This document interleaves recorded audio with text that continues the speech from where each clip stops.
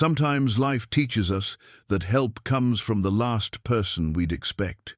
In moments of true crisis, pride becomes our greatest enemy, and wisdom often wears the simplest clothes. In 1883, Victoria Pembroke was traveling to her family's ranch when small bumps began appearing on her face. At first, she thought nothing of it, just irritation from the mountain air. But the bumps spread quickly, turning her beautiful face into something she barely recognized. Her wealthy companions told her it was nothing serious. They were wrong. Frank Rivers, a rough mountain man, took one look at her condition and knew she was in deadly danger. He recognized the signs of a rare disease that could kill her within days. But Victoria was too proud to listen to a simple mountain man. Would she swallow her pride before it was too late? Before we jump back in, tell us where you're tuning in from. And if this story touches you, make sure you're subscribed, because tomorrow I've saved something extra special for you. The morning sun cast long shadows across the Colorado Territory as Victoria Pembroke's elaborate caravan wound its way through the mountain passes. Her silver-backed hand mirror caught the light as she examined her reflection for the third time that hour, fingertips tracing the small bumps that had appeared overnight on her left cheek. The mirror had been her grandmother's, a wedding gift from a Boston merchant family whose wealth had built railways and funded expeditions across the continent. "Just the mountain air, Miss Victoria," assured Mrs. Whitfield, her personal attendant of 15 years. The older woman's weathered hands smoothed Victoria's silk traveling dress, her voice carrying the same confidence that had guided Victoria through countless social functions back in Boston. "You know how delicate your skin has always been." Victoria nodded, though something deeper than vanity troubled her. At 28, she had lived a life cushioned by privileged boarding schools in Switzerland, summers in Newport, winters in the finest hotels from New York to San Francisco. Her father, Edmund Pembroke, owned half the silver mines in Colorado and had built the family fortune on the backs of men who worked in darkness while his daughter danced in ballrooms lit by crystal chandeliers. The caravan itself spoke of that wealth. 4 ornate carriages carried her belongings, each one worth more than most frontier families saw in a lifetime. Her traveling party included Mrs. Whitfield, Dr. Cornelius Webb, a pompous man from Philadelphia who had insisted on accompanying her for medical safety, 3 armed guards, 2 drivers, and a cook who had trained in French kitchens before seeking adventure in the American West. Victoria had never traveled this far into untamed country before. Her previous trips to the family's Colorado holdings had involved railroad cars and established hotels. But this summer, her father had requested she visit their newest acquisition, a sprawling ranch that bordered the wilderness where few civilized souls dared to venture. It was to be her inheritance, he had explained, and she needed to understand the land that would someday bear her children and carry on the Pembroke name. The landscape around them seemed to stretch endlessly toward jagged peaks that scraped the sky like broken teeth. Pine trees clung to impossible slopes, and the air carried scents she had no names for, something wild and clean that made her lungs work harder than they ever had in the drawing rooms of Boston society. Despite her discomfort with the primitive conditions, Victoria found herself drawn to the raw beauty of this place. There was something honest about mountains that couldn't be bought or influenced by family connections. 20 miles behind them, moving silently through terrain that would challenge experienced hunters, Frank Rivers tracked their progress with the patient attention of a man who had learned to read the wilderness like other men read newspapers. His leather-bound journal, worn smooth by years of handling, contained observations that would have impressed university professors, detailed notes about weather patterns, plant medicine, animal behavior, and the 100 subtle signs that meant the difference between life and death in country that showed no mercy to the unprepared. Frank had been watching the fancy caravan since yesterday morning, not from any ill intent, but because movement through his territory always caught his attention. In 15 years of mountain living, he had learned that survival meant knowing everything that happened within a day's walk of his cabin. The elaborate procession troubled him. Too many people, too much noise, and far too much confidence for country that could kill the careless without warning. At 45, Frank carried himself with the quiet competence of a man who had seen both the best and worst that life could offer.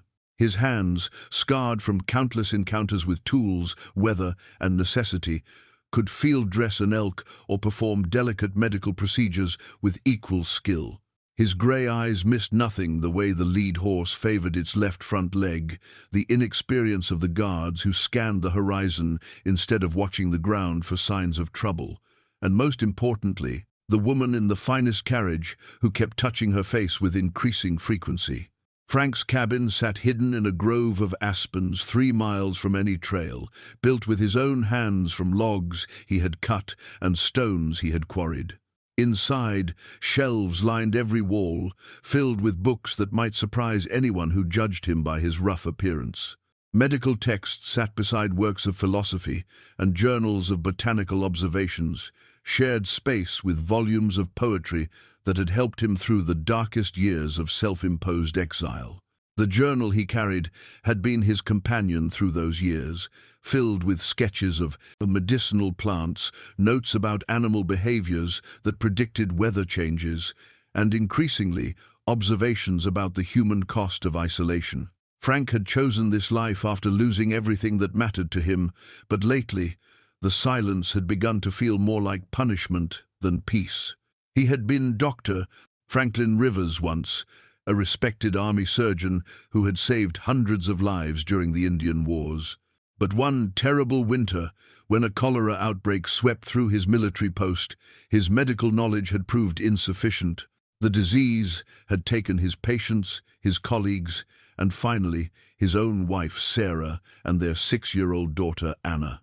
The official inquiry had cleared him of wrongdoing, but Frank could not clear himself.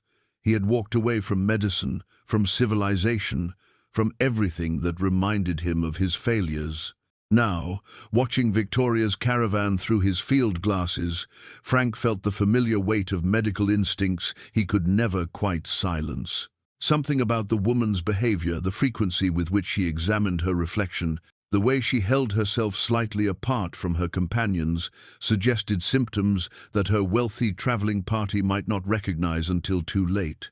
The bumps on Victoria's face had multiplied during the morning hours, spreading from her left cheek to her chin and the delicate skin around her eyes. Dr. Webb had examined her briefly during their noon rest stop, pronouncing it nothing more than an allergic reaction to the mountain environment. His confidence had reassured her companions, but Victoria felt a growing unease that had nothing to do with vanity, and everything to do with the burning sensation that seemed to intensify with each passing hour. "Perhaps we should consider stopping for the day," suggested Mrs. Whitfield as Victoria emerged from her carriage for their afternoon rest.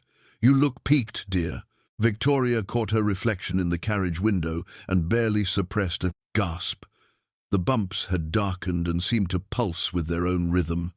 More alarming still, similar lesions had begun appearing on her hands and wrists, angry red marks that itched and burned, despite Dr. Webb's promised remedies. "Nonsense," declared Dr. Webb, mopping his perspiring forehead with a silk handkerchief.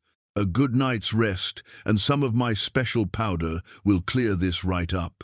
I've seen similar reactions in patients who venture too far from civilized climates. The body simply needs time to adjust." But Frank Rivers, watching from his hidden position among the trees, recognized symptoms that made his blood run cold. The rapid spread, the distinctive pattern, the way the woman held herself as though even her clothing caused discomfort, all pointed to a condition he had seen before, in army camps, where poor sanitation and close quarters created perfect conditions for rare diseases to flourish. If he was right, the woman had, perhaps days before the condition became life-threatening. If he was right, her fancy doctor with his silk handkerchiefs and pompous manner had no idea what he was dealing with. And if he was right, Frank faced a choice that would force him to confront everything he had spent 15 years trying to forget. As the sun began its descent toward the western peaks, painting the sky in shades of gold and crimson, Frank made his decision. He would approach the camp under cover of darkness, not to interfere, but to confirm what his experienced eye already suspected. After that, whether the proud woman in her fine carriage lived or died would depend on whether she could swallow her pride long enough to trust a man the wilderness had taught to heal. Victoria woke before dawn to a sensation that made her stomach lurch with terror. The burning had spread overnight, transforming from mild discomfort to genuine agony that seemed to pulse with her heartbeat. She reached for her hand mirror with trembling fingers, and what she saw in the barred, pale morning light made her bite back a scream. The lesions had multiplied and darkened, covering most of her face in angry, weeping sores that made her barely recognizable. Her silk gloves, which she had worn to bed in a desperate attempt to hide the spreading marks on her hands, were stained with fluid that had seeped through the expensive fabric. The woman staring back at her from the mirror looked like something from a nightmare, her once porcelain skin now a map of disease that seemed to mock every privilege she had ever taken for granted. "Mrs. Whitfield," she called, her voice hoarse with pain and fear. "Please, come quickly." Her attendant's gasp upon seeing her told Victoria everything she needed to know about how dramatically her condition had deteriorated. Mrs. Whitfield, who had weathered everything from Victoria's childhood tantrums to her father's business crises with unflappable composure, stood frozen in the tent, opening with her hand pressed to her mouth. "Fetch Dr. Webb immediately," Victoria whispered, pulling a shawl around her face to hide the worst of the damage. "And please, don't let anyone else see me like this, Doctor." Webb arrived 20 minutes later, his usual pompous confidence notably absent as he examined Victoria's condition in the privacy of her tent. His hands shook slightly as he lifted her chin to study the lesions, and Victoria caught the flicker of uncertainty that crossed his features before he composed himself. "Well now," he said, his voice pitched higher than usual, "this is certainly more extensive than I anticipated, but not to worry, mountain fever can present in many unusual ways. A few days of rest and proper medication should see you right." But Victoria saw through his forced reassurance. "Dr. Webb, please speak honestly. What exactly is wrong with me?" The doctor cleared his throat, avoiding her eyes. "My dear woman, medical diagnosis requires careful consideration. These frontier conditions make proper examination difficult. I'm certain that once we reach civilization—" "How long until we reach the ranch?" Victoria interrupted. "Another 4 days, perhaps 5 if the weather turns." Victoria felt something cold settle in her chest. 4 days felt like a lifetime when each hour brought new lesions and deeper pain. She had never been seriously ill in her life, never faced anything more threatening than a seasonal cold, and the reality of her vulnerability in this remote place crashed over her like an avalanche. Outside her tent, the camp stirred to life with the usual morning routine, but Victoria could hear whispered conversations that stopped abruptly whenever footsteps approached her quarters. Word of her condition was spreading, and she could imagine the fear and uncertainty rippling through her traveling party. It was Thomas Clearwater, her head guard, who first spotted the lone figure approaching their camp. The man emerged from the tree line like morning mist given form, tall, weathered, moving with the silent confidence of someone completely at home in the wilderness. He wore simple buckskin clothing and carried himself with a dignity that seemed at odds with his rough appearance. "Hold there, stranger," Clearwater called, his hand moving instinctively to his sidearm. "State your business." Frank Rivers stopped 50 yards from the camp, his hands visible and empty. "Names?" "Frank Rivers. I've been watching your party, and I believe one of your people is in serious trouble." "We don't need help from drifters," Clearwater replied sharply. "Move along." But Frank didn't move. Instead, he raised his voice so it would carry to the tents beyond. "The woman with the lesions on her face, how quickly are they spreading? Are they weeping? Does she have fever?" The questions hung in the morning air like smoke from a campfire. Victoria, listening from inside her tent, felt her breath catch. This stranger had described her condition with an accuracy that Dr. Webb's vague reassurances couldn't match. Dr. Webb emerged from Victoria's tent at that moment, his face flushed with indignation. "How dare you disturb our camp with such impertinence? I am a trained physician, and I'll thank you to keep your frontier superstitions to yourself." Frank studied the doctor with the same careful attention he gave to animal tracks or weather signs. "What's your diagnosis, doctor?" "Mountain fever, obviously, a common condition that requires rest and proper medication. Mountain fever doesn't cause the pattern of lesions I observed through my field glasses," Frank said quietly. "What you're dealing with is likely cutaneous lupus, possibly triggered by sun exposure and stress. Left untreated, it can become systemic within days." The medical terminology spoken with calm authority from this rough mountain man created a stunned silence around the camp. "Doctor." Webb's face cycled through several shades of red before he found his voice. "Preposterous! A common vagrant cannot possibly. I can describe exactly what those lesions look like," Frank interrupted. "Raised, circular, with a darker border, spreading in a butterfly pattern across the face, accompanied by joint pain and fatigue that the patient is trying to hide." Victoria pushed aside the tent flap, her face still partially concealed by her shawl. The stranger's description matched her symptoms perfectly, down to details she hadn't mentioned to anyone. "How could you possibly know that?" Frank met her eyes with a steadiness that seemed to offer something, "Doctor." Webb's bluster could not genuine competence. "Because I've seen it before, ma'am, and I know that time is not your friend right now." "This is ridiculous, Doctor," Webb sputtered. "Thomas, remove this person from our camp immediately." But Victoria stepped forward, ignoring the shocked gasps from her traveling party as they saw her ravaged face in full daylight. The lesions had indeed formed the butterfly pattern Frank described, and the pain in her joints had been building steadily since dawn. "What would you recommend?" she asked Frank directly. "Immediate treatment with specific plant medicines found in these mountains, anti-inflammatory compounds that can slow the progression, and most importantly, getting you out of direct sunlight, which is making the condition worse." Dr. Webb laughed harshly. "Plant medicines, madam. You cannot seriously consider taking medical advice from a mountain hermit who probably learned his knowledge from Indian shamans." The dismissal was intended to end the conversation, but Frank's response carried a weight that made everyone pause. "Ma'am, you have perhaps 2 days before this condition becomes life-threatening. Your doctor's mountain fever diagnosis means he doesn't understand what you're facing." "I do." Victoria looked back and forth between the two men, one representing everything familiar and safe about her world, the other offering knowledge that might actually save her life. The choice should have been simple, but the evidence of her worsening condition made it terrifyingly complex. "We're leaving," Dr. Webb announced. "Strike the camp. We'll reach proper medical facilities where this woman can receive appropriate care." As the camp began to bustle with packing activity, Frank retreated to the tree line, but his voice carried clearly to Victoria as she stood frozen between two impossible choices. "I'll be following at a distance, ma'am. When you're ready to listen to someone who actually knows what's killing you, I'll be close enough to help."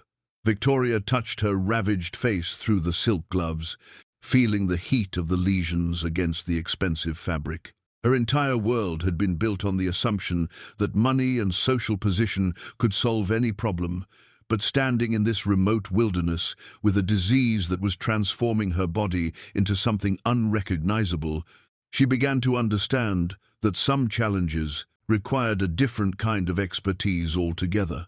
By midday, Victoria's condition had deteriorated so dramatically that even Dr. Webb's forced optimism began to crack. The lesions had spread down her neck and across her shoulders, and the fever that accompanied them left her weak and disoriented.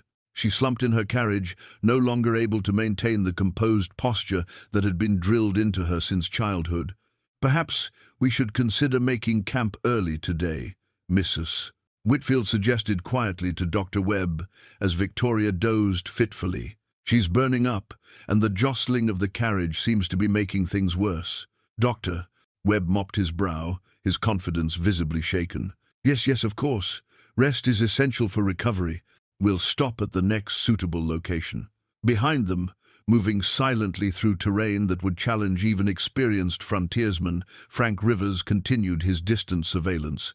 In his weathered hands, he carried a pressed wildflower, a delicate mountain bloom his daughter Anna had picked for him during their last walk together, 15 years ago. He kept it now between the pages of his medical journal, a reminder of the life he had failed to save and the knowledge he had gained too late to matter. Frank's past was written in the scars on his hands and the careful way he moved through the world. He had been Dr. Franklin Rivers once, a name spoken with respect in military hospitals from Virginia to California. His medical training had been exceptional, Johns Hopkins, followed by advanced surgical studies in Edinburgh. When the army recruited him, they had promised adventure and the chance to serve his country while practicing medicine on the frontier. Those had been good years, before everything went wrong. Frank had saved countless lives in battlefield conditions that would have broken lesser physicians. He had learned to operate by candlelight, to set bones with improvised splints, to fight infections with whatever medicines could be found or foraged. His fellow officers had called him a miracle worker, and Frank had believed them. But miracles had limits, as he learned during the winter of 1868, when cholera swept through Fort Davidson like wildfire. Despite his best efforts, despite every technique he had mastered and every remedy he could devise, the disease had taken nearly half the garrison. Worse, it had taken Sarah and Anna, who had been visiting the fort when the outbreak began. Frank had worked for 72 hours straight, trying to save everyone he could, but the disease moved faster than his knowledge.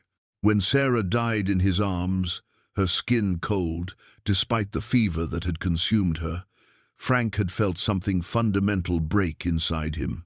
When Anna followed her mother 3 days later, her small hand clutched around the wildflower she had picked for him, Frank had simply walked away from everything he had ever been.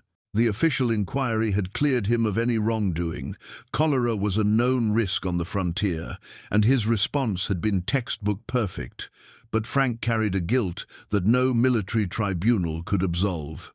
He had been the doctor, the one with the knowledge and training, and he had failed the two people who mattered most.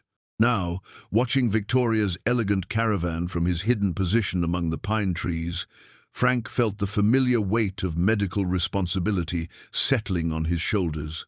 The symptoms he observed through his field glasses were unmistakable: the butterfly rash across her face, the way she held her joints as though they ached, the fever flush that was visible even at a distance. Without proper treatment, she would follow the same trajectory as the patients he had lost 15 years ago.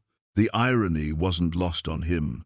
Here was a woman who represented everything he had walked away from: wealth, privilege, the assumption that money could solve any problem, yet she was dying of a condition he could treat if she could overcome her pride long enough to trust a man her world would dismiss as a worthless vagrant. Late in the afternoon, as Victoria's caravan made camp beside a mountain stream, Frank observed something that confirmed his worst fears. One of the carriage horses had developed a slight limp, favoring its left front leg in a way that suggested a stone bruise or possible infection. It was a minor injury in normal circumstances, but on the frontier, a lame horse could mean the difference between life and death. Thomas Clearwater, the head guard, was examining the animal with the uncertain movements of a man who knew enough about horses to recognize a problem, but not enough to solve it.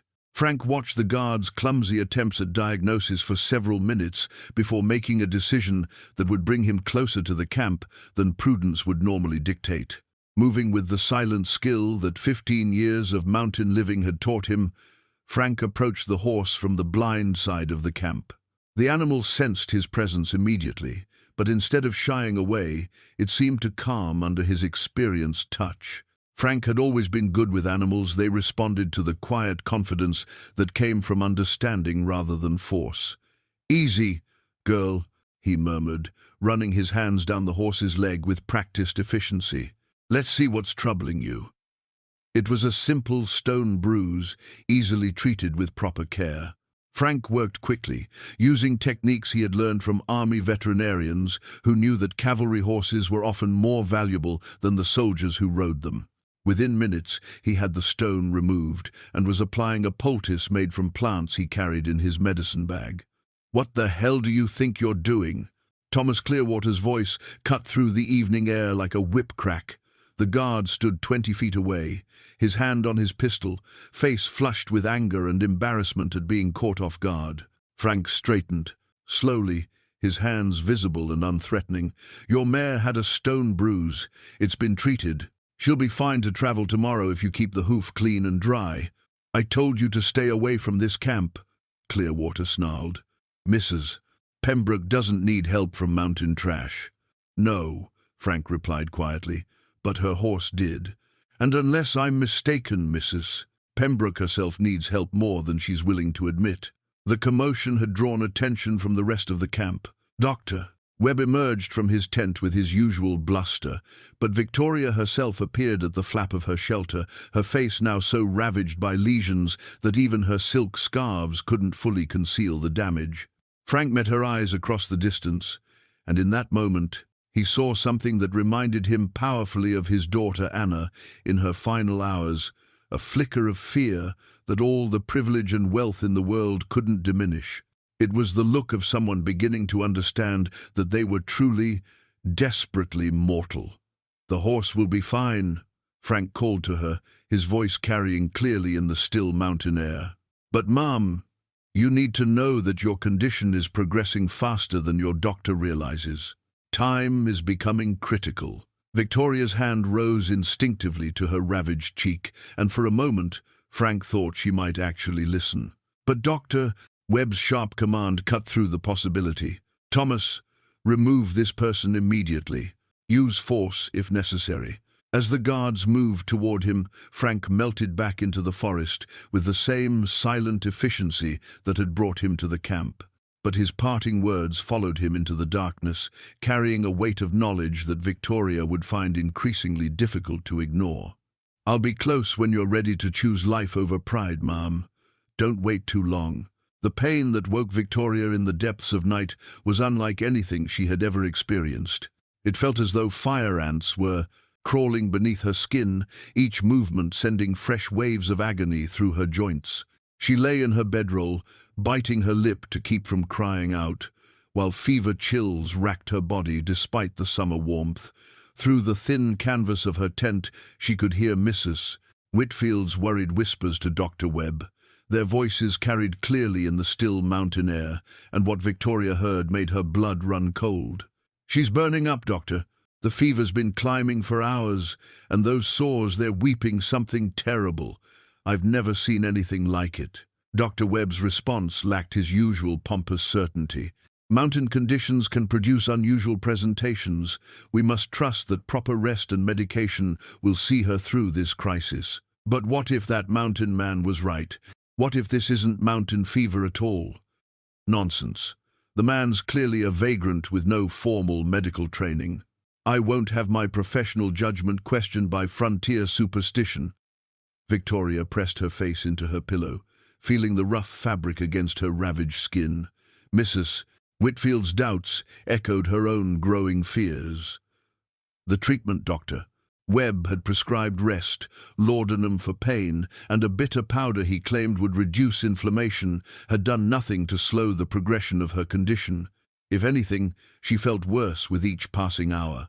In his hidden camp a mile away, Frank Rivers sat by a small fire, grinding medicinal plants with the patient precision of someone who understood that lives often depended on such details. His Native American medicine pouch, worn soft by years of use, contained herbs he had learned to identify from the Cheyenne medicine man who had taught him the healing properties of mountain flora during his first desperate years in the wilderness. The knowledge had come hard-won. After abandoning his medical practice, Frank had nearly died that first winter, too proud and too broken to seek help from anyone. It was Three Bears, an elderly Cheyenne healer, who had found him half-frozen in a snowdrift and nursed him back to health. The old man had seen past Frank's grief to the physician underneath and had spent 2 years teaching him how the earth itself could heal. "The plants know things your books do not teach," Three Bears had said in his careful English, "but books know things the plants cannot cure alone. Wise man learns from both." Frank had learned, combining his formal medical training with ancient knowledge that predated hospitals and universities by thousands of years.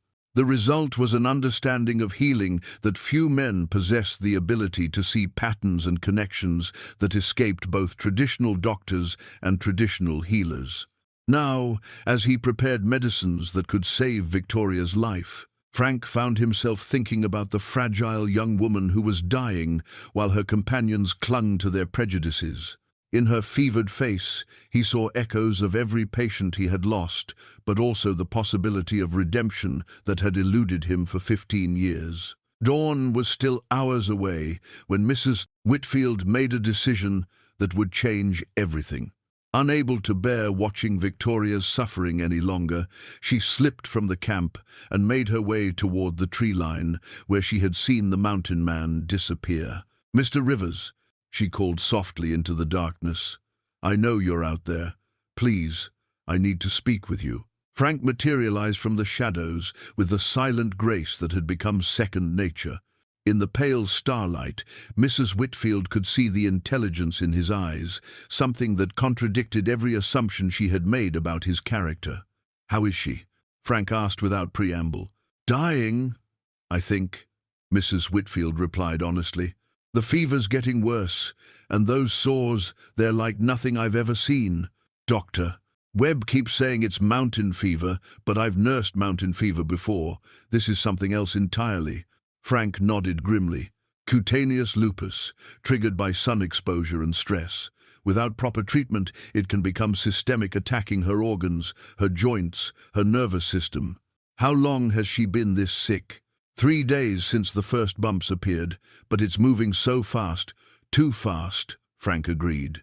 "The high altitude and intense sun exposure are accelerating the progression. She needs immediate treatment with specific anti-inflammatory compounds, plants that grow in these mountains." Mrs. Whitfield studied his face in the starlight. "You really are a doctor, aren't you?" "Was," Frank corrected quietly. "Long time ago, but you still know how to help her." "I know how to try. But Mrs. Whitfield, you need to understand something. Even if I could treat her condition, the people she's traveling with will never accept help from someone like me. They'd rather let her die than admit a mountain hermit knows more about medicine than their fancy Philadelphia doctor." Mrs. Whitfield was quiet for a long moment, wrestling with loyalties that had been 15 years in the making. Finally, she spoke with the quiet determination of someone who had made an irrevocable choice. "What if she didn't know? What if I brought her the medicine without telling her where it came from?" Frank shook his head. "It's not that simple. The treatment requires careful monitoring, precise dosing based on her response. And most importantly, she needs to be kept out of direct sunlight completely. One more day of sun exposure in her current condition could trigger a systemic crisis that would kill her within hours." "Then tell me what to do. I'll watch her. I'll follow your instructions exactly. Just please." "She's like a daughter to me. I can't watch her die when there might be help." Frank studied the older woman's face, seeing the same desperate love he had once felt for his own child. It was a look that cut through 15 years of self-imposed isolation and touched something he thought he had buried forever. "There's a grove of aspen trees about a quarter-mile upstream. Meet me there in an hour. Bring clean cloth for bandages and any willow bark extract you might have in your medical supplies. And Mrs. Whitfield, if we do this, there's no going back. Your doctor, Webb, will know the medicines didn't come from his bag." "I don't care about Dr. Webb," she replied fiercely. "I care about that girl in there who's burning up with fever while he stands around talking about mountain conditions and proper rest." As Mrs.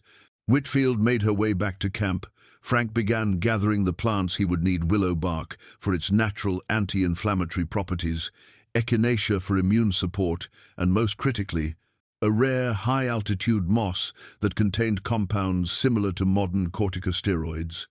It was dangerous medicine, requiring precise knowledge and careful monitoring, but it was Victoria's only chance. The irony wasn't lost on him. After 15 years of running from his calling, Frank was about to practice medicine again. The question was whether a proud socialite would trust her life to treatments she couldn't understand, administered in secret by a man her world considered beneath notice. The secret treatment began before dawn, in the hushed darkness of Victoria's tent, where Mrs. Whitfield administered the first dose of Frank's carefully prepared medicine. Victoria was delirious with fever, her skin burning to the touch, barely conscious enough to swallow the bitter herbal mixture that Frank had brewed from plants she would never have imagined could heal. "What is this?" Victoria whispered through cracked lips, her voice barely audible above the sound of her labored breathing. "Something to help with the fever, dear," Mrs. Whitfield replied gently, supporting Victoria's head as she coaxed her to drink the rest of the preparation. Dr. Webb thought it might be beneficial. It was a necessary lie, one that Mrs. Whitfield justified by the desperate circumstances. Victoria was too ill to question the source of relief, and Dr. Webb was too proud to admit he might be wrong about anything. The deception felt wrong to Mrs. Whitfield's honest nature, but watching Victoria's suffering had convinced her that conventional propriety was a luxury they could no longer afford. Within hours, the medicine began to work. The angry inflammation that had made Victoria's skin feel like it was on fire started to subside, and the fever that had racked her body for days began to break. For the first time since her ordeal began, Victoria slept peacefully, her breathing deep and regular, instead of the shallow gasps that had terrified her companions. Frank monitored her progress from his hidden position, using field glasses to observe the subtle signs that would tell him whether his treatment was working. The slight relaxation in her posture, the way Mrs. Whitfield's shoulders lost some of their tension as she emerged from the tent, these were the indicators that mattered more than any formal medical examination. But success brought its own complications. Dr. Webb, who had been preparing himself for the worst, was both relieved and puzzled by Victoria's sudden improvement. He examined her during the morning hours, noting the reduced inflammation and broken fever with the satisfaction of a man taking credit for a miracle he didn't understand. "Excellent progress," he announced to the worried traveling party. "The crisis has passed, exactly as I predicted. Proper rest and appropriate medication have done their work." Mrs. Whitfield said nothing, but Frank could see the tension in her movements as she went about her duties. The success of the secret treatment had bought them time, but it had also created a dangerous situation. Frank's medicine was powerful, but required careful monitoring and regular dosing. One mistreatment could send Victoria back into crisis, and any change in her care routine would eventually raise questions that Mrs. Whitfield couldn't answer. As the caravan prepared to resume their journey, Frank made a decision that went against every survival instinct he had developed during his years of isolation. He would have to get close enough to provide proper medical care, close enough to monitor Victoria's condition directly, and close enough to risk exposure as the fraud Dr. Webb believed him to be. The opportunity came when Thomas Clearwater's horse developed the same type of stone bruise that Frank had treated the day before. This time, however, the guard's inexpert attempts to address the problem had made it worse, and the animal was clearly in pain. Frank approached the camp openly this time, walking directly toward the struggling guard with the confident manner of someone who belonged exactly where he was. "Having trouble with your horse, friend?" Clearwater looked up with a mixture of embarrassment and hostility. "Nothing I can't handle." "Course not," Frank agreed mildly. "But that mare's favoring her left front pretty badly. Might want to check for gravel in the frog." Despite his pride, Clearwater was practical enough to recognize expertise when he saw it. Frank's treatment of the previous day's problem had been both effective and gentle. qualities that were rare among the rough men who typically worked the frontier. After a moment's hesitation, he stepped aside. Frank worked with the quiet efficiency that had made him legendary in army medical circles, his scarred hands moving with the precise delicacy of a surgeon. As he cleaned and treated the horse's injured hoof, he found himself thinking about his military medal, a piece of tarnished silver that lay hidden in his cabin, representing honors he no longer felt he deserved. The medal had been awarded after the Battle of Little Bear Creek, where Frank had operated for 18 straight hours to save wounded soldiers under enemy fire. He had been 28. Then, full of confidence in his abilities and his mission, the citation praised his extraordinary heroism in the face of overwhelming odds and his dedication to preserving life under the most challenging circumstances. Frank had treasured that medal once, seeing it as validation of his choice to serve his country as a healer rather than a warrior. But after losing Sarah and Anna, the medal had become a mockery, a reminder that all his heroism and dedication meant nothing when the people who mattered most needed him. Now, as he worked to heal another creature's pain, Frank felt the familiar weight of responsibility settling on his shoulders. Victoria's improvement was temporary without continued treatment, and the deception that had saved her life so far was becoming increasingly dangerous. Dr. Webb was taking credit for a recovery he couldn't explain, which meant he would resist any suggestion that his patient needed different care. "You've got a gift with animals," Clearwater admitted grudgingly as Frank finished his work. "Where'd you learn to do that?" "Army," Frank replied simply. "Cavalry horses were worth their weight in gold. Learned to keep them healthy." It was true enough, though it left out the medical training that made him understand anatomy and healing in ways that went far beyond veterinary care. Frank had learned early in his exile that people were more comfortable with partial truths than complete honesty about his background. As the caravan prepared to move on, Frank caught Mrs. Whitfield's eye and gave an almost imperceptible nod toward a stand of pine trees ahead of their route. She understood immediately he would be waiting there with the next dose of medicine that Victoria would need by evening. But Victoria herself was beginning to notice things that troubled her. The medicine that had brought such relief tasted unlike anything in Dr. Webb's usual arsenal, and Mrs. Whitfield's explanations about new treatments felt oddly evasive. Moreover, Victoria was intelligent enough to recognize that her recovery, while dramatic, was far from complete.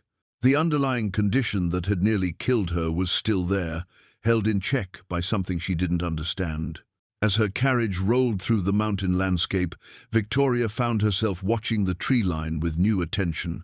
Somewhere out there was the mountain man who had tried to warn her about her condition, the same man who had demonstrated medical knowledge that seemed to exceed Dr. Webb's understanding. For the first time since her ordeal began, Victoria started to wonder if her survival might depend on questioning everything she had been taught about who deserved her trust. Victoria's suspicions crystallized on the third day of her mysterious recovery, when she caught Mrs. Whitfield disposing of something behind her tent in the pre-dawn darkness. Through her tent flap, Victoria watched her loyal attendant bury what appeared to be plant material and empty vials in a small hole, covering the evidence with practiced efficiency that suggested this wasn't the first time. "Mrs. Whitfield," Victoria called softly as her attendant crept back toward the tent. "Please come here." The older woman froze like a child caught in mischief, her face cycling through several expressions before settling on resigned determination. She entered the tent and knelt beside Victoria's bedroll, her weathered hands clasped tightly in her lap. "You've been giving me something that doesn't come from Dr. Webb's bag, haven't you?" Victoria asked quietly. Mrs. Whitfield's shoulders sagged with the weight of discovered deception. "Yes, Miss Victoria, I have. Something from the mountain man? Frank Rivers, yes. Miss Victoria, I know how this must seem, but you were dying. Dr. Webb's treatments weren't working, and Mr. Rivers, he knew exactly what was wrong with you. He saved your life." Victoria lay back against her pillows, processing this. revelation that turned everything she thought she understood upside down. Her recovery, which Dr. Webb had attributed to his expert care, was actually the result of treatment by a man her entire party had dismissed as a vagrant. The irony was as bitter as the medicine that had saved her life. "Tell me about him," Victoria said finally. "The truth this time." Mrs. Whitfield glanced toward the tent opening, then leaned closer to speak in whispers. "He was a doctor once, a real one, army surgeon. He knows things about healing that go beyond anything I've ever seen. The plants he uses, the way he combines them, it's like watching magic, but it's really just knowledge." "Then why is he living like a hermit in the mountains?" "Lost his family, from what I can gather.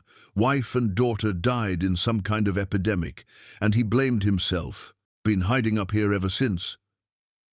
Victoria absorbed this information, feeling something shift in her understanding of the man who had tried to help her. She had dismissed him as a rough frontier vagrant, but the truth was far more complex.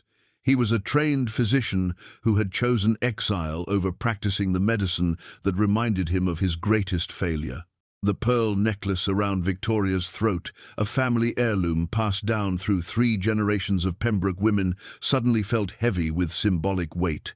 Her grandmother had worn it to her wedding, her mother to social functions that shaped Boston society, and Victoria had worn it as a symbol of her place in a world built on wealth and privilege.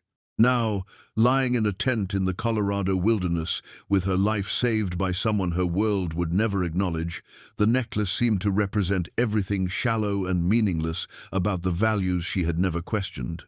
"I need to see him," Victoria said suddenly. "Mr. Rivers, I need to thank him properly." Mrs. Whitfield shook her head firmly. "Too dangerous, miss. If the others found out about the treatment, they'd be furious.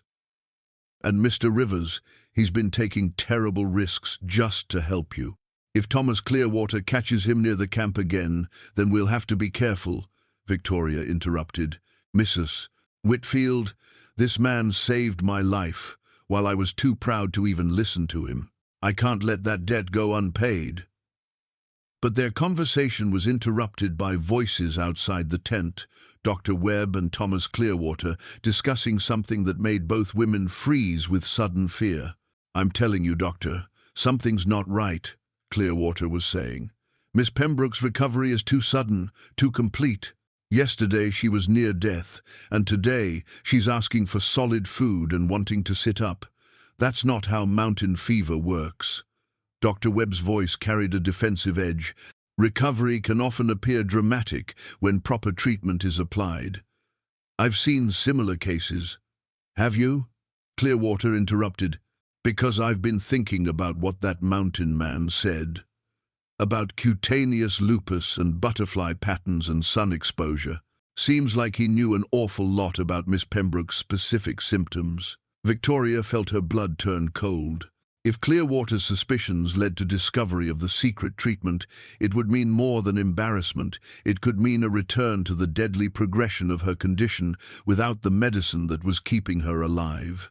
"Thomas," Dr. Webb said with forced patience, "I understand your concern, but I won't have my professional competence questioned based on the ravings of a frontier vagrant. Miss Pembroke is recovering because of proper medical care, nothing more." "Then explain the plant material I found buried behind her tent this morning." The silence that followed this statement seemed to stretch for an eternity. Victoria could hear her own heartbeat in her ears as she realized that Clearwater had discovered evidence of the secret treatment. Mrs. Whitfield reached for Victoria's hand, squeezing it with quiet reassurance. But both women knew they were facing exposure that could have devastating consequences. Dr. Webb's professional pride would never allow him to admit that his patient had been saved by someone he had dismissed as incompetent. "And if the treatment stopped, I want that mountain man found," Clearwater continued. "I want to know exactly what he's been doing around this camp. And I want to know why Miss Pembroke's mystery recovery coincides with his presence in the area." Victoria made a decision that surprised even herself. Rising from her bedroll with strength that had returned thanks to Frank's medicine, She pushed aside the tent flap and emerged into the morning sunlight. Her face, while still marked by healing lesions, was dramatically improved from the ravaged condition of just days before. "Gentlemen," she said, with all the authority that generations of Pembroke wealth and influence could command, "I believe you're discussing my medical care without consulting me." "Doctor." Webb stammered something about patient rest and proper protocols, but Victoria cut him off with a gesture that would have done credit to her grandmother at her most imperious. "Mr. Clearwater, you mentioned finding plant material. I'd like to see it. Please." Clearwater produced a small collection of dried herbs and empty glass vials, evidence that could destroy the careful deception that had saved Victoria's life. She examined them with the cool composure that had been bred into her bones, while internally calculating odds and consequences with the sharp intelligence that had made her family's fortune. "Dr. Webb," she said finally, "I believe it's time we had a frank discussion about my treatment and prognosis." Victoria's confrontation with Dr. Webb never had the chance to unfold as she had planned. Just as she opened her mouth to speak, her vision blurred suddenly and her legs buckled beneath her. The dramatic improvement in her condition, which had seemed so promising just hours before, vanished like morning mist as her body convulsed with a seizure that sent her crashing to the ground. "Victoria!" "Mrs." Whitfield screamed, rushing to her side as the young woman's body went rigid with muscle spasms. Foam appeared at the corners of her mouth, and her eyes rolled back until only the whites were visible. "Doctor!" Webb knelt beside her, his hands shaking as he tried to assess what was happening. "This doesn't make sense," he muttered. "She was recovering beautifully. Mountain fever doesn't present with seizures." "Because it's not mountain fever," came a voice from behind them. Everyone turned to see Frank Rivers stepping into their camp with the calm authority of a man who belonged exactly where he was. But there was something different about him now. Gone was the deferential manner of a mountain hermit seeking permission to help. This was someone else entirely. Someone who moved with the confident bearing of a person accustomed to command. "Get away from her, Doctor," Webb shouted, but Frank ignored him completely, kneeling beside Victoria with practiced efficiency. "Mrs. Whitfield, I need you to hold her head steady," Frank commanded, his voice carrying the unmistakable authority of someone who had dealt with medical emergencies countless times before. "Thomas, I need clean water and any laudanum you have in your supplies. Now." "I'm not taking orders from a vagrant," Clearwater began, but something in Frank's eyes stopped him cold.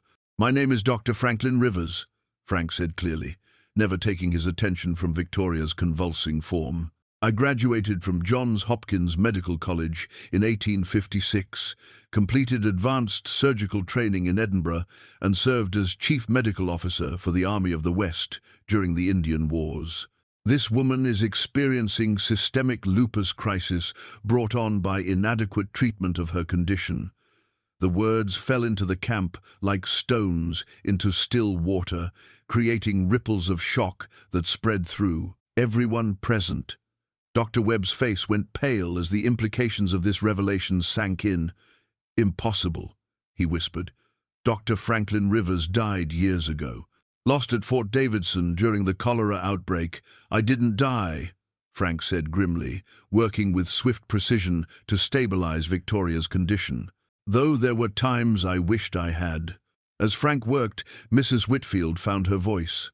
"The wanted poster," she breathed. "I remember now. Dr. Franklin Rivers, you were wanted for questioning about medical malpractice. They said you abandoned your post, that you fled rather than face charges." "They said a lot of things," Frank replied, carefully positioning Victoria to prevent her from choking. "Most of them were lies designed to cover up the Army's failure to prevent a preventable epidemic." From his medical bag, a leather case that had been hidden in his mountain cabin for 15 years, Frank produced instruments and medicines that were far more sophisticated than anything Dr. Webb carried. His movements were those of a surgeon who had operated under fire, someone for whom life and death decisions were routine rather than crisis. The official story, Frank continued as he worked, was that Dr. Franklin Rivers abandoned his post during a cholera outbreak, leaving soldiers and civilians to die while he fled to avoid responsibility. The truth was that I stayed at my post for 72 hours straight, trying to save everyone I could with inadequate supplies and no support from command. Victoria's seizure was beginning to subside under Frank's expert care, but her condition remained critical. Frank's hands moved with the precision of a master craftsman as he prepared an injection that would stabilize her nervous system. The cholera outbreak at Fort Davidson was caused by contaminated water supplies that I had warned about for weeks. Frank continued, his voice steady despite the emotional weight of the story he was telling. My reports were ignored because fixing the problem would have cost money the army didn't want to spend. When people started dying, they needed someone to blame. Dr. Webb found his voice, though it came out as little more than a croak. But the court-martial, the official findings, were written by the same officers who had ignored my warnings in the first place, Frank said. I was a convenient scapegoat for their negligence. The charges would have been dropped eventually. I had too many witnesses to the truth, but by then it was too late. Too late for what? Mrs. Whitfield asked. Frank's hands stilled for a moment, and when he spoke, his voice carried 15 years of accumulated grief. Too late for my wife Sarah and my daughter Anna. They died in that outbreak, victims of the same contaminated water I had tried to get command to address. When I lost them, I lost everything that mattered about being Dr. Franklin Rivers. The camp fell silent, except for the sound of Victoria's labored breathing. Frank's revelation had reframed everything they thought they understood about the mysterious mountain man who had been following their party. So you disappeared, Clearwater said quietly. I walked away from everything, Frank confirmed. Let them think I was dead. Let them close the case with their convenient lies. I came to these mountains to die, but the land had other plans for me. Victoria stirred then, her eyes fluttering open with the slow confusion of someone emerging from a medical crisis. Frank immediately focused his attention on her, checking her pulse and pupil response with the practiced efficiency that had made him legendary in army medical circles. How do you feel? He asked gently. Like I've been trampled by horses, Victoria replied weakly. What happened? Systemic crisis, Frank explained. Your condition is more advanced than I initially diagnosed. The lupus has begun affecting your nervous system, which means the treatment protocol needs to be completely revised. Dr. Webb, who had been silent since Frank's revelation, finally spoke. This is impossible. If you're really Dr. Franklin Rivers, then you're supposed to be dead, Frank smiled grimly. In every way that mattered, I was. But this woman needs the doctor I used to be, not the hermit I became. The question is whether any of you can accept help from someone whose existence contradicts everything you think you know about honor and duty. Victoria struggled to sit up, her mind reeling from both the physical trauma and the emotional impact of Frank's story. You let me believe you were just a mountain man with some folk knowledge about plants. It was easier than explaining why a supposedly dead army surgeon was living alone in the wilderness, Frank replied. And frankly, after 15 years of exile, I wasn't sure I was still the doctor you needed. And now, Frank met her eyes with steady honesty, now I know that some obligations transcend personal comfort. You're going to die without proper medical care, and despite everything I've lost, I'm still the person with the knowledge to save you. The wanted poster that Thomas Clearwater produced from his saddlebags confirmed Frank's identity beyond doubt. The face in the sketch was younger, cleaner, but unmistakably the same man who now knelt beside Victoria in the wilderness. Across the top, in bold letters, were the words, Dr. Franklin Rivers, wanted for questioning in connection with medical malpractice and abandonment of military post. But the date on the poster was 15 years old, and the charges had been dropped long ago when the truth about Fort Davidson finally came to light. Frank Rivers was no longer a wanted man. He was simply a broken healer who had found his calling again in the last place anyone would think to look. In the hours following Frank's revelation, Victoria's condition deteriorated with frightening speed. The seizure had marked a turning point in her illness. What had been a manageable skin condition was now becoming a systemic disease that threatened every organ in her body. Frank worked with the focused intensity of a surgeon preparing for the most critical operation of his career, knowing that without immediate intervention, Victoria would not survive another day. "I need to perform surgery," Frank announced, his statement falling into the camp like a thunderclap. "The lupus has triggered an inflammatory response that's attacking her kidneys and nervous system. Without surgical intervention to relieve the pressure on her brain, she'll be dead by morning." Dr. Webb, who had been silent since Frank's identity was revealed, finally found his voice. "Surgery? Here? In the wilderness? That's madness. She needs to be transported to a proper medical facility." "The nearest hospital is 4 days away," Frank replied grimly.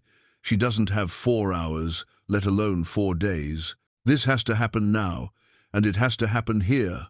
Frank retrieved his surgical kit from where he had hidden it in his mountain cabin, a leather case that he hadn't opened in 15 years. Inside, wrapped in oiled cloth, were instruments that had saved countless lives during his army service: scalpels, forceps, bone saws, and other tools of precision medicine that seemed almost mystical in their mountain setting. The surgical instruments gleamed in the afternoon sunlight as Frank laid them out with the systematic care of someone for whom such preparations had once been routine.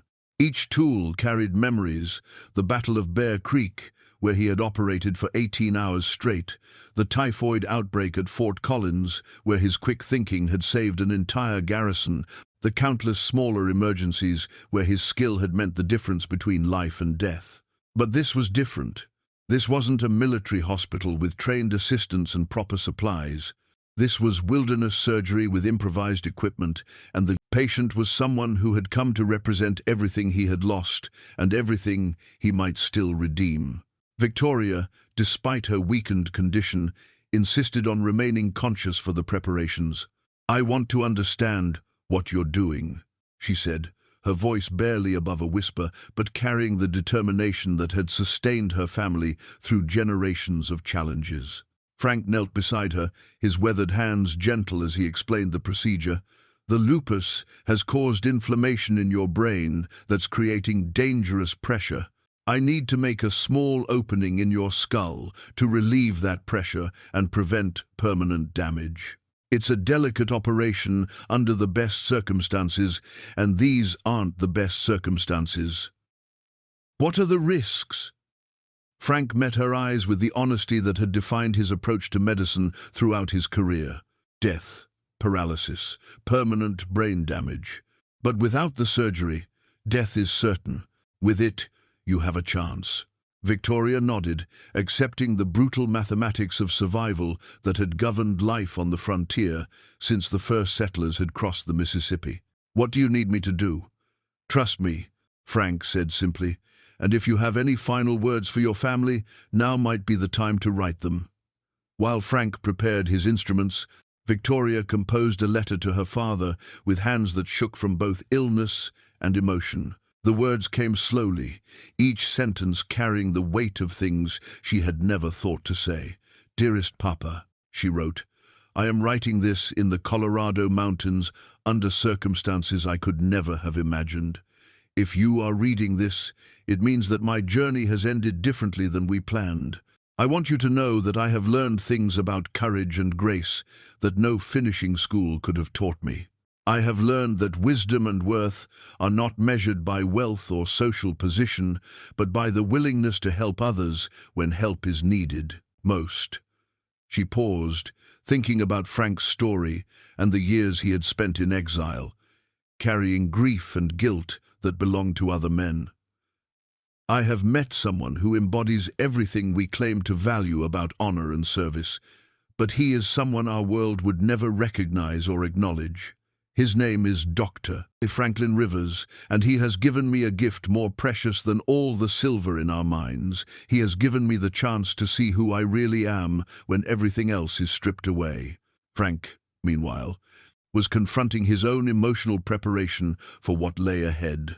His father's pocket watch, a gift from his graduation from medical school, ticked steadily in his vest pocket, the same watch that had timed countless surgeries during his army career.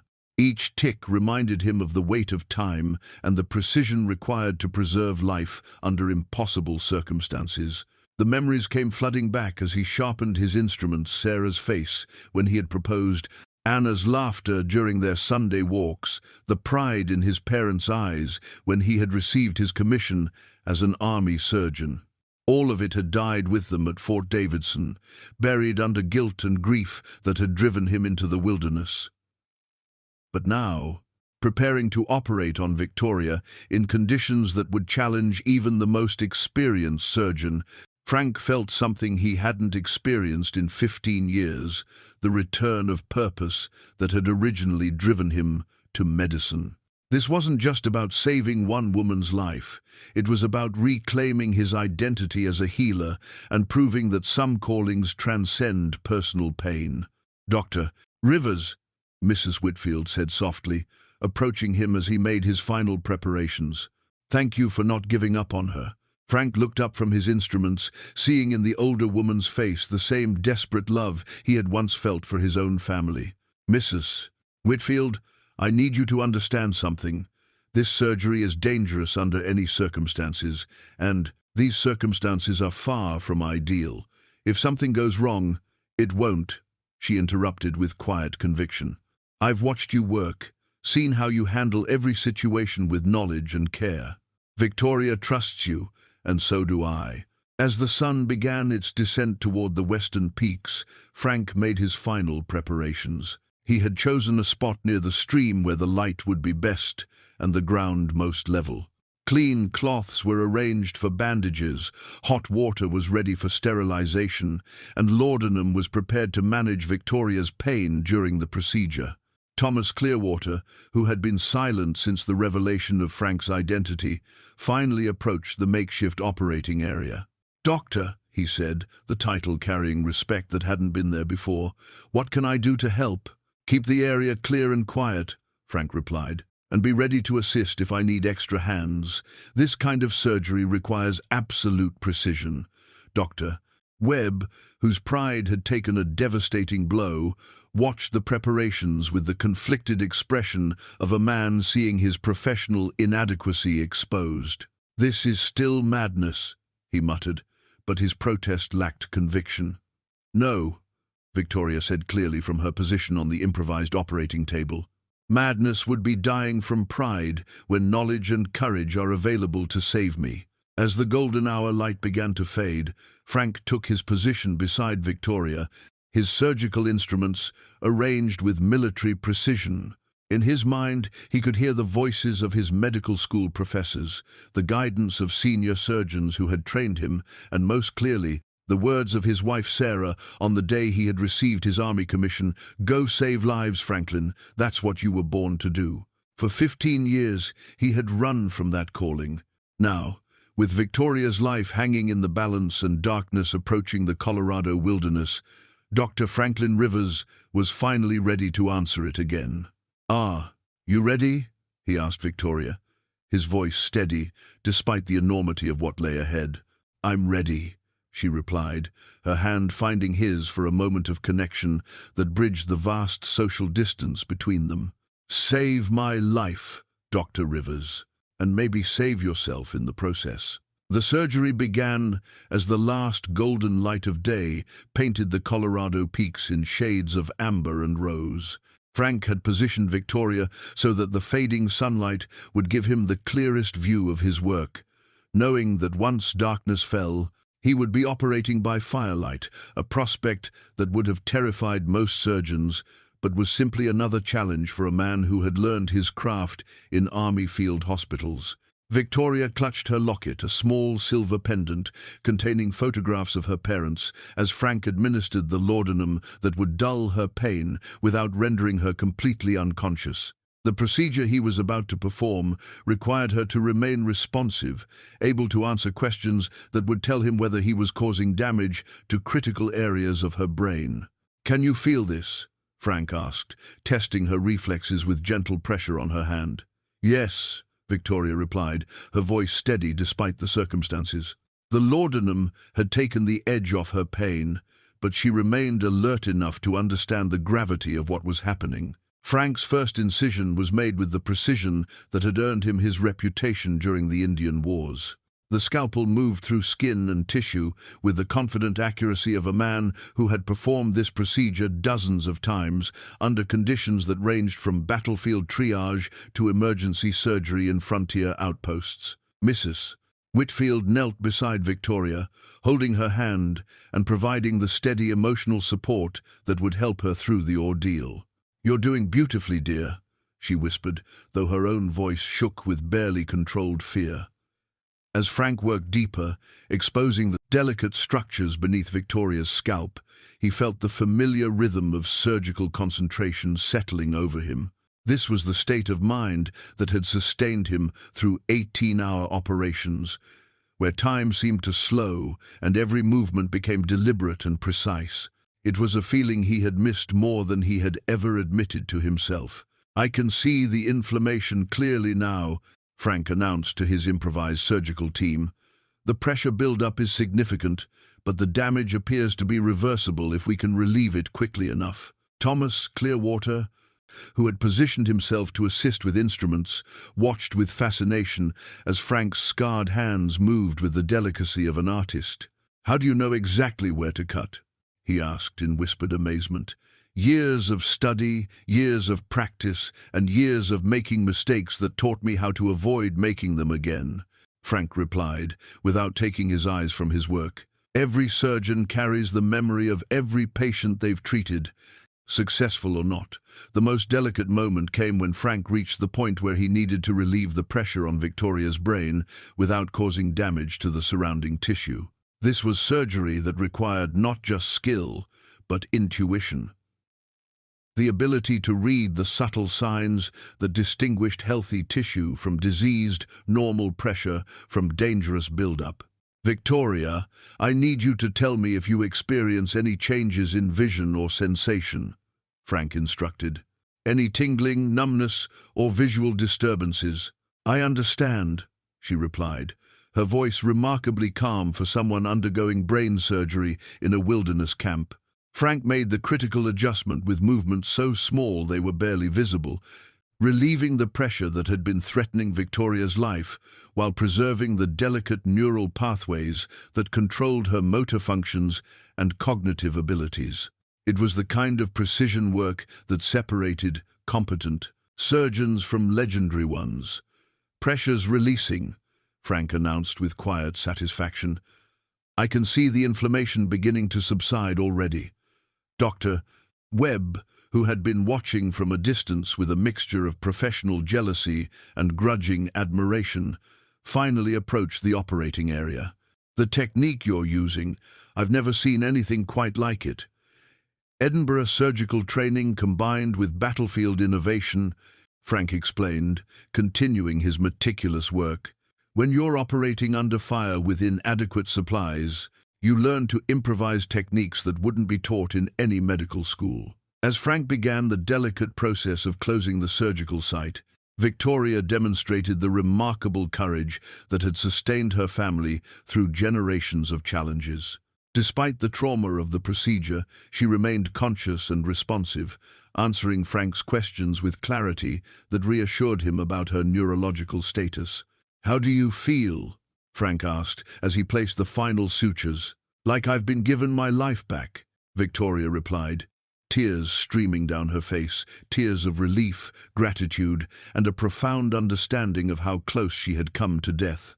Frank's hands, which had been steady throughout the surgery, began to shake slightly as the adrenaline of the procedure started to fade. He had performed successful brain surgery under conditions that would have been considered impossible by most medical standards. More importantly, he had reclaimed his identity as a healer and proven to himself that the skills that had once made him legendary had not been lost to 15 years of self-imposed exile. "The surgery is complete," Frank announced to the assembled group. "Now we wait and see how well she responds to the recovery process." The first critical hours after surgery passed with agonizing slowness.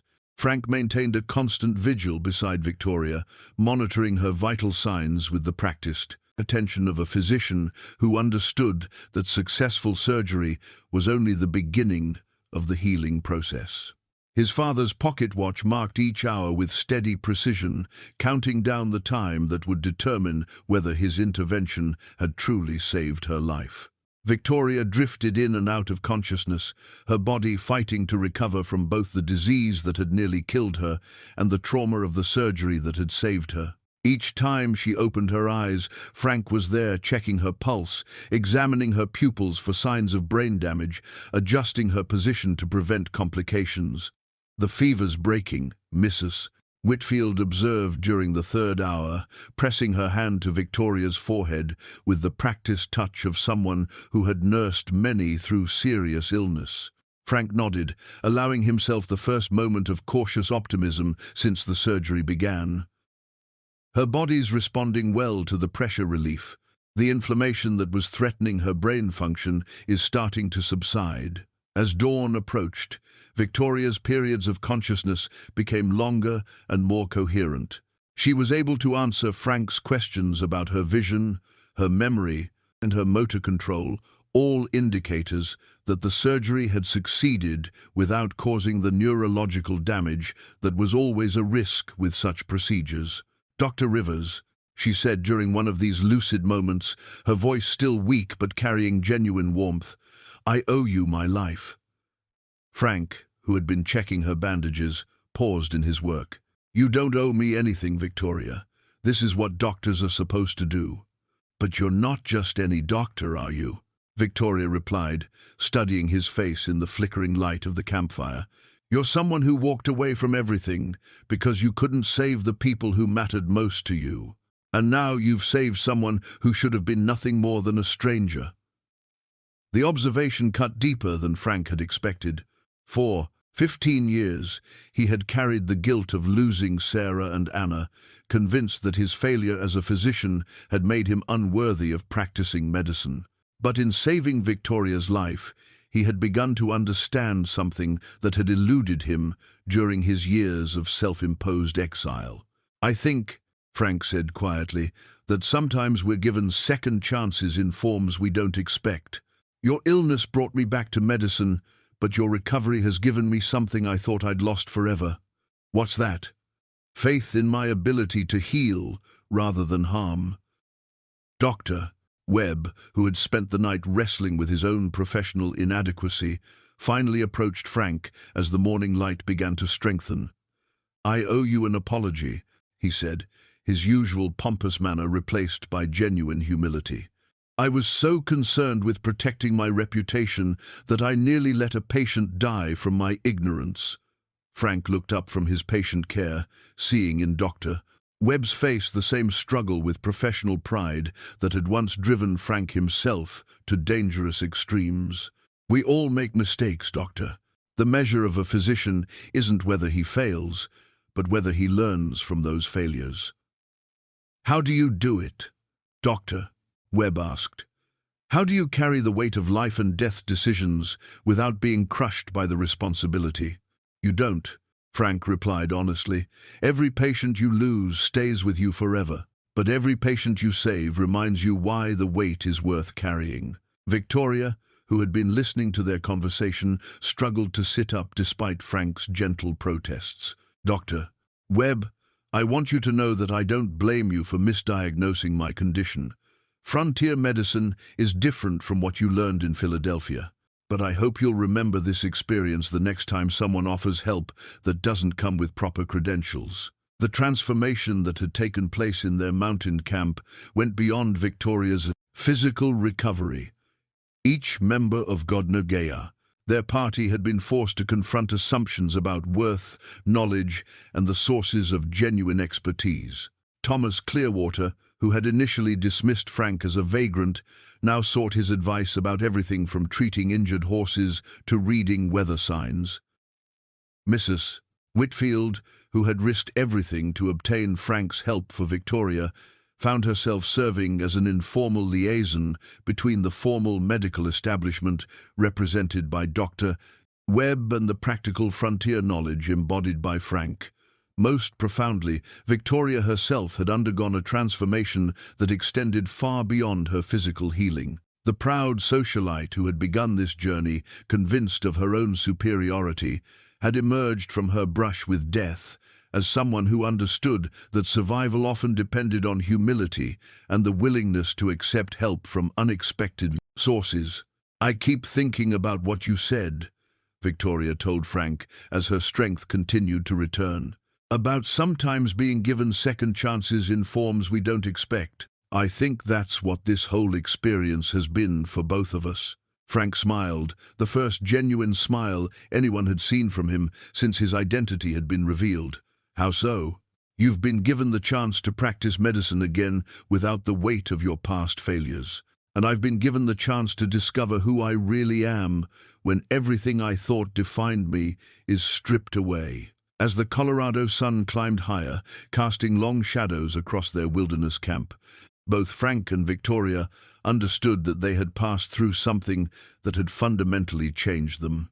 The surgery had saved her life, but the experience had saved something equally important in both of them: the capacity to trust, to heal, and to find redemption in the most unlikely circumstances. 3 weeks later, Victoria stood on the porch of her family's Colorado ranch, her face bearing only faint scars from the ordeal that had nearly claimed her life. The morning sun, which had once triggered the deadly progression of her lupus, now felt warm and welcoming against skin that had healed under Frank's careful ministrations. In her hands, she held a simple wooden cross that Frank had carved for her during her recovery, a reminder of their time together and the lessons learned in the wilderness. The cross was rough-hewn, made from mountain pine with Frank's own hands during the long hours when he had watched over her recovery. It bore no resemblance to the elaborate religious artifacts that adorned her family's Boston home, but it carried a significance that transcended its humble appearance. Every groove in the wood spoke of patience, care, and the quiet faith that had sustained both of them through the darkest hours of her illness. Frank had left 2 days earlier, declining Victoria's invitation to stay at the ranch as her family's honored guest. "I don't belong in your world," he had said with gentle finality, "and you don't belong in mine. But what we shared in those mountains that belongs to both of us forever." Before departing, Frank had made Victoria promise to continue the medical regimen that would keep her lupus in remission. More importantly, he had extracted her word that she would use her position and influence to help others who found themselves in circumstances similar to her own, dependent on the mercy of strangers and the knowledge of those society typically overlooked. "Promise me," he had said, "that you'll remember what it felt like to need help from someone your world would dismiss. Promise me you'll use that memory to build bridges instead of walls." Victoria had promised, and she intended to keep that promise in ways that would have seemed impossible before her illness transformed her understanding of the world. The letter she was writing to her father would be the first step in that transformation. In careful, measured prose, she detailed not just her illness and recovery, but the broader implications of what she had learned about frontier medicine, social prejudice, and the sources of genuine wisdom. "Dearest Papa," she wrote, "I am writing to propose the establishment of the Rivers Foundation for Frontier Medical Care, to be funded entirely by our family's resources and dedicated to providing medical training and supplies to underserved communities throughout the Western Territories. This foundation will be named in honor of Dr. Franklin Rivers, the physician who saved my life and opened my eyes to possibilities I had never considered. The foundation, as Victoria envisioned it, would send trained medical personnel to frontier communities that lacked adequate health care. More importantly, it would work to bridge the gap between formal medical education and the practical knowledge that men like Frank had developed through years of frontier experience. Victoria's transformation extended beyond her newfound medical advocacy. The proud socialite who had begun this journey, convinced of her own superiority, now understood that true strength came from acknowledging one's limitations and seeking help from those with greater knowledge, regardless of their social standing. Mrs. Whitfield, who had become something closer to a friend than a servant during their ordeal, found Victoria easier to work with, but also more challenging. The young woman who had once been content to follow social conventions now questioned everything, seeking to understand the reasoning behind traditions that she had previously accepted without thought. "You've changed, dear," Mrs. Whitfield observed as Victoria sealed the letter to her father. "Not just recovered, truly changed." "I hope so," Victoria replied. "I hope I never again become the kind of person who would dismiss someone like Frank Rivers because of his appearance or circumstances." 6 months after Victoria's recovery, the transformation of both their lives was complete in ways that neither could have anticipated. Victoria's foundation had become a reality, funded by Pembroke family resources and staffed by physicians who understood that healing often required knowledge that couldn't be found in medical textbooks. Frank, meanwhile, had returned to practicing medicine in a small frontier town where his skills were desperately needed, and his past was irrelevant to people who measured worth by results rather than reputation. The wanted posters that had once made him a fugitive had long since been forgotten, replaced by a different kind of recognition, the quiet respect of people whose lives he had saved and whose suffering he had eased. The wooden cross that Victoria treasured had been matched by a letter that Frank carried in his medical bag, a simple note she had written, thanking him not just for saving her life, but for teaching her how to see the world through eyes unclouded by privilege and prejudice. "Dr. Rivers," the letter read, "you gave me more than medical treatment in those mountains. You gave me the gift of understanding that wisdom and worth cannot be measured by wealth or social position, but only by the willingness to help others when help is needed most. I will carry that lesson with me for the rest of my life, and I will use every resource at my disposal to ensure that others have access to the kind of knowledge and care you provided when I needed it most." On quiet evenings in his new practice, Frank would read Victoria's letter and remember the frightened socialite who had become a bridge between worlds that had previously existed in mutual ignorance. Their encounter in the Colorado wilderness had saved more than her life. It had restored his faith in the possibility of redemption and her understanding of what truly mattered in a world where survival often depended on the kindness of strangers. The mountains that had witnessed their unlikely partnership continued to stand unchanged, indifferent to human struggles, but somehow blessed by the knowledge that sometimes, in the vast wilderness of the frontier, two souls could find exactly what they needed in the last place they thought to look, in each other's courage, wisdom, and unexpected grace.